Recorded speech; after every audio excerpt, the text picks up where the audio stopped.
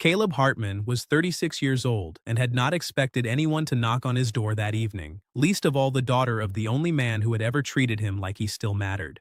He lived alone on a 60-acre property outside a small town called Ash Hollow, with a goat pen, 3 rows of corn, an aging tractor that coughed more than it ran, and a farmhouse that had belonged to his grandfather. The burn scar that climbed from his jaw to his neck had cost him most of his social life 11 years earlier after a grain silo fire that nearly took his arm along with his face. Since then, people in town had learned to talk around him instead of to him. He had stopped minding it, or told himself he had. The land never flinched when it looked at him, and that was company enough. That October evening, the sky was bruised orange behind the cornfield when he saw a woman standing at the edge of his porch light, holding her coat closed with both hands like it was the only thing keeping her upright. It was Naomi Reyes, the daughter of Walter Reyes, the man who had co-signed Caleb's loan after the fire when no bank in 3 counties would touch his name. Walter had died 4 months earlier of a stroke, and Caleb had gone to the funeral and said nothing to anyone because grief made him clumsy with words. Now his daughter was standing in the dark outside Caleb's house, eyes swollen, voice barely holding together. "My mother said you needed a wife," she told him, looking at the porch boards instead of his face. Caleb didn't laugh, and he didn't ask her to explain herself. Something in the way she said it told him this wasn't a joke, and it wasn't an insult either. It was a last resort. "She wasn't wrong," he said quietly. Naomi's head snapped up like she'd braced for mockery and gotten something else entirely. She shook her head fast, words spilling out before she could stop them. She had lost her position at the Whitfield estate that week, fired without warning, and her landlord had given her until Friday to clear out. She had no savings, no family left in the state, and she told him plainly that she had nothing to offer in return for shelter, that she would only be a weight around his neck. When she said the word weight, her shoulders curled inward like she was trying to disappear. Caleb stepped up onto the first stair, close enough to be heard, far enough not to crowd her. "Your father taught me how to read a frost line and how to talk a bank out of foreclosing," he said. "Before he died, he sat in that chair under the oak and told me if his daughter ever needed help, she'd be too proud to ask for it, and that I should give it to her anyway." Naomi's composure finally broke. She hadn't known her father had come out here in his last weeks. She hadn't known he'd asked anyone to look after her.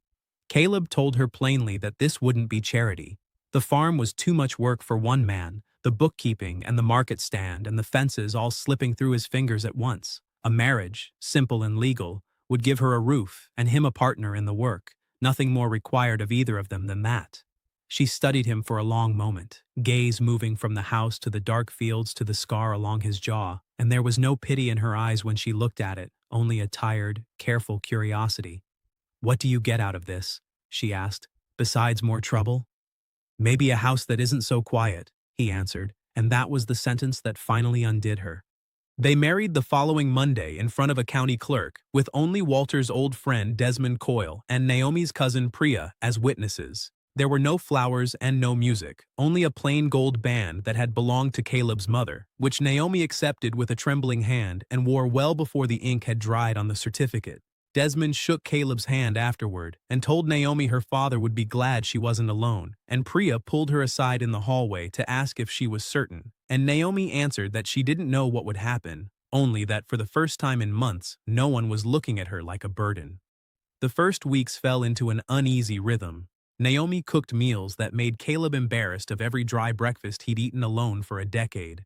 She knelt in his half-neglected garden without being asked and started staking tomato vines, muttering that whoever had planted them clearly didn't know what they were doing, and Caleb, watching from the fence line, found himself smiling at his own soil for the first time in years. She told him about the silver bracelet she'd supposedly stolen from her former employer, swearing she'd never touched it, and Caleb believed her without hesitation, 3 words that landed on her like something she hadn't been given in a long time. He told her, in turn, about the silo fire, about the way people's eyes always found the scar before they found him, and Naomi reached up and touched it lightly with her fingertips, telling him she didn't see ruin there, only a man who'd survived something.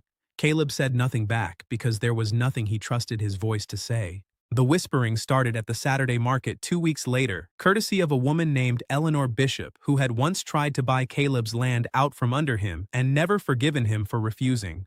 She found Naomi between the stalls and told her, voice pitched just loud enough for the whole row to hear, that everyone in Ash Hollow knew the marriage was a sham, that Naomi had married a scarred fool out of desperation and would be gone the moment something better came along. Naomi's hand found Caleb's without thinking, fingers cold but grip steady, and she told Eleanor that her marriage was nobody's business but their own, and that a woman who filled her days with cruelty towards strangers might want to ask herself why her own life was so empty.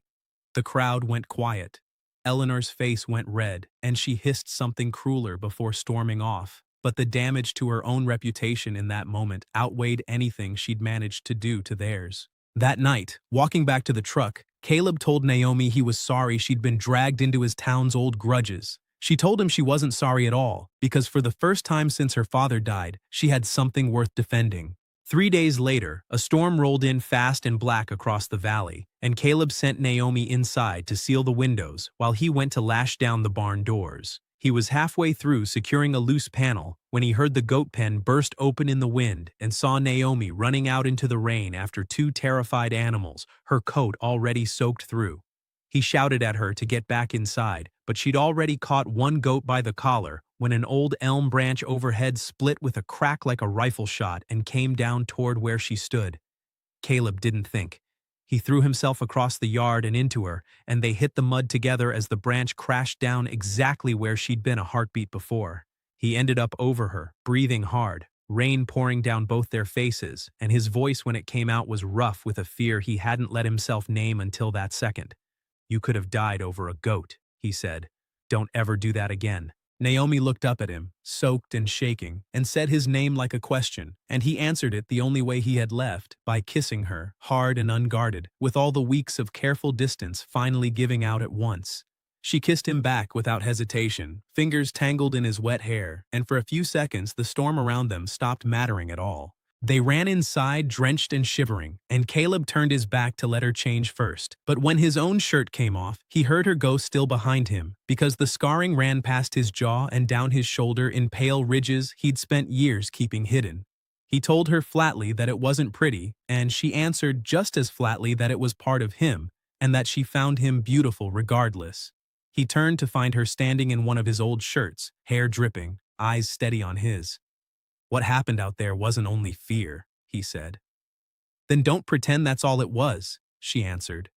He told her he thought he'd started falling for her the morning she first cooked in his kitchen, or maybe the day she touched his scar without flinching, but that watching that branch come down had made it impossible to keep pretending otherwise. Naomi told him she'd loved him since the night he gave her a roof and asked for nothing in return, and that every day since had only added to it. That night, the marriage that had begun as an arrangement quietly became something neither of them was willing to call temporary anymore. The trouble Eleanor Bishop had been threatening finally arrived 2 weeks later, when Desmond came by with bad news. Eleanor had filed paperwork with the county questioning whether the marriage was legitimate, and had leaned on the bank hard enough that they were calling in Caleb's loan early, $18,000 due within 2 weeks. Naomi went pale at the number, but Priya, who clerked part-time at the county records office, came back 3 days later with a folder that cracked the whole scheme open. Eleanor had acquired a neighboring parcel from an elderly widower years earlier under circumstances that looked very much like fraud, and had used that same parcel as leverage against the bank.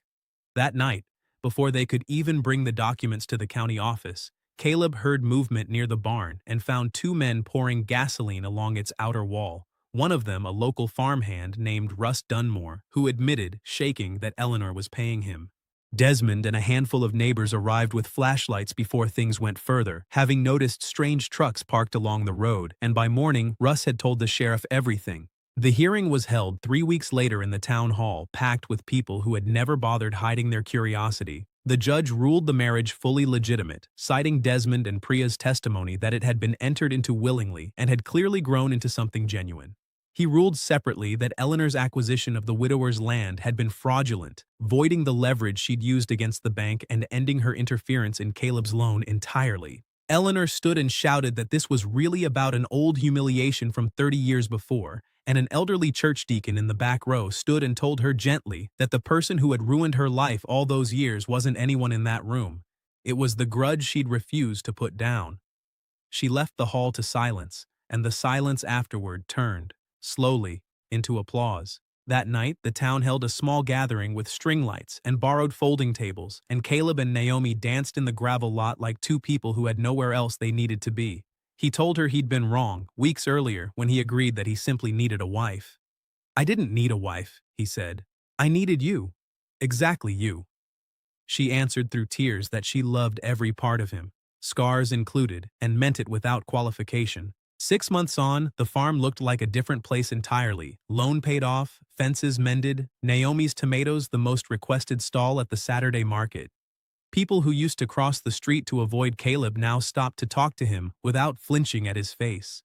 One spring afternoon, he found her standing between the tomato rows with one hand resting low on her stomach, and when she told him why, he lifted her off the ground right there in the dirt and spun her while she laughed and cried at once. That evening they sat together under the old elm where he'd carved both their initials into a bench he'd built with his own hands, and Naomi looked out at the fields and said quietly that her father had been more right than he ever could have known.